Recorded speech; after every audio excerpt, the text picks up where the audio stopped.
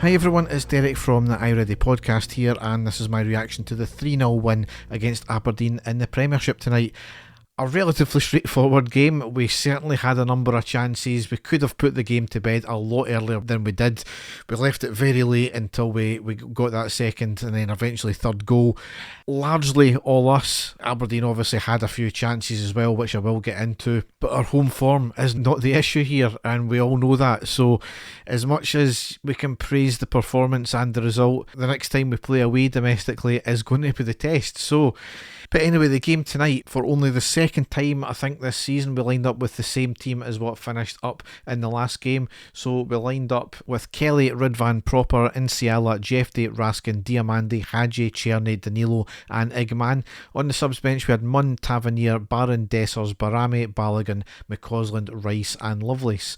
It was a fantastic maybe first 15-20 minutes. We were really up for it. We were getting in their faces, playing with some high tempo, one-touch football. We were losing the ball on occasion, but we were on Aberdeen straight away to get the ball back, and that's I think what is the thing that's been missing largely for a large part of the season is we're too scared to lose the ball. We're just recycling the ball, passing back, and we're being too slow and lethargic about it. And I've said time and time again, Clement's philosophy when he first came in was, I don't care if you lose the ball trying something as long as you quickly get it back, and that's what we were doing in this game in the early parts. On the 8th minute there was a stunning through ball from Cherny to Igman in the box. He tries to sneak it past the keeper who commits, but the ball trundles just by the right post. Really unlucky that one there. And that's the thing, these stunning balls through the defence were happening tonight because we were trying the unusual pass, because we were not afraid to lose the ball, and that's what happens when you do that. The work finally paid off on the 13th minute when we went 1-0 up, and who else but Igman scoring. Aberdeen keeper rolls it to his left, the Aberdeen defender takes a touch, doesn't pay attention to Cherny running towards him, who robs the ball off him, gets to the touchline, cuts it back to Diamandi who shoots. It was blocked, but right into the path of Igman, who coolly shoots it into the right side of the net. It's almost as if it was a foregone conclusion that he was that cool at it, but brilliant goal all the same. Great awareness from Cherny there as well, aided by the poor defender, but we've got to be alert to that as well. With a couple of chances after that. On the 28th minute, Diamandi was caught in midfield.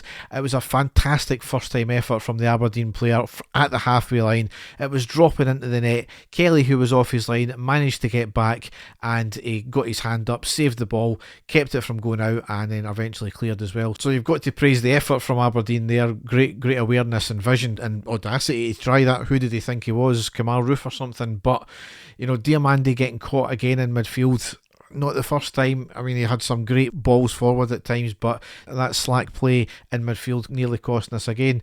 31st minute, the ball was threaded through the middle to Danilo, who goes 1v1 with the keeper. He shoots, but it was a good save from the keeper who stood up to it. Danilo had to be doing a wee bit better there, could have rounded the keeper. 33rd minute, Aberdeen cross into the box from the right. It bounces through our defence right in front of Kelly. Aberdeen player was running through, and fortunately he just missed. He had stuck his leg out, but he had just missed before it bounced in and went into Kelly's arms there. At this point, Aberdeen were coming a wee bit more back into it. We were sitting off a wee bit.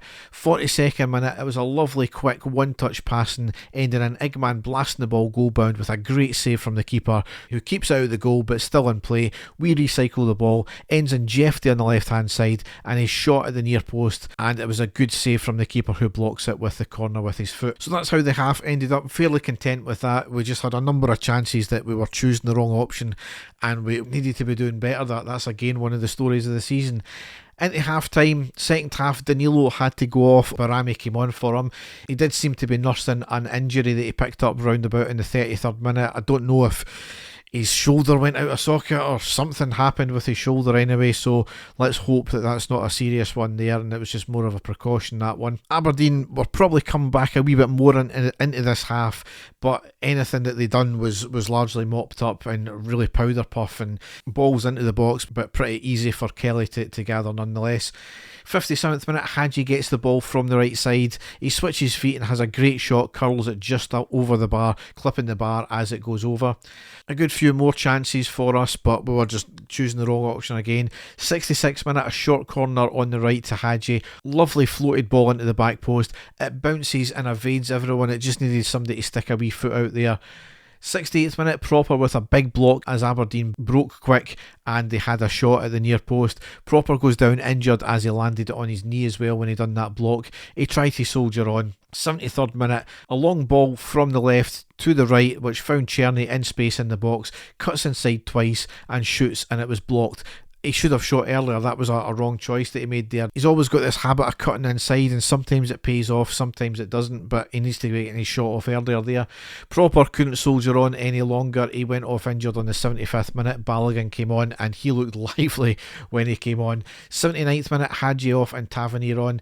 85th minute, a corner in from the right to the back post and a header by Balogun off the ground and then off the outside of the post back into play.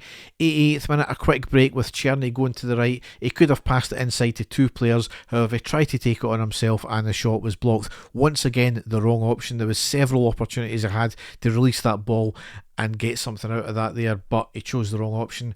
89th minute, Igman came off and Dessers came on. Balogun had a shot just after that as well. There was 7 minutes of injury time. There was not a lot of VAR checks. I think there was only a couple of small ones, but it was really just a stop-start game, certainly in the second half. A lot of niggly wee fouls and for some treatment as well. And then the 93rd minute, we finally rounded out the game with Balogun scoring. It was a corner from the left, evades everyone again. Inciala picks up the ball on the other side, a stunning cross right to the back post, and Balogun towers above everyone and headers it into the back of the net. Absolutely stunning, that one there. And on the 97th minute, Dessers, of all people, makes it 3-0. It was a long hoof up the park by Balogun from our box. Aberdeen were playing a very high line at this point to try and get something out of the game. The defender slips on the halfway line. The ball comes to Dessers, who runs nearly half the length of the pitch. He goes 1v1 to the defender. He rounds him and he shoots it coolly past the keeper into the back of the net. If there was any player that was going to miss that, it was going to be Dessers, but that he showed a lot of composure there from especially not long being on the park. But 3-0, probably a better representation of the game, but we really need to cut out choosing the wrong option near enough every time when we're going forward, and it would have been a cricket score tonight. I'm quite convinced of that. But as I said, it's at home. As much as it's good to pick up the 3 points, we need to be wary of that, and it's the away games we need to worry about. Obviously, Celtic drew last night as well, so we clawed 2 points back from them. Not that it really matters much these days anyway. We'll see what happens. That lines us up for the game on Sunday. That's Sunday the 19th of January.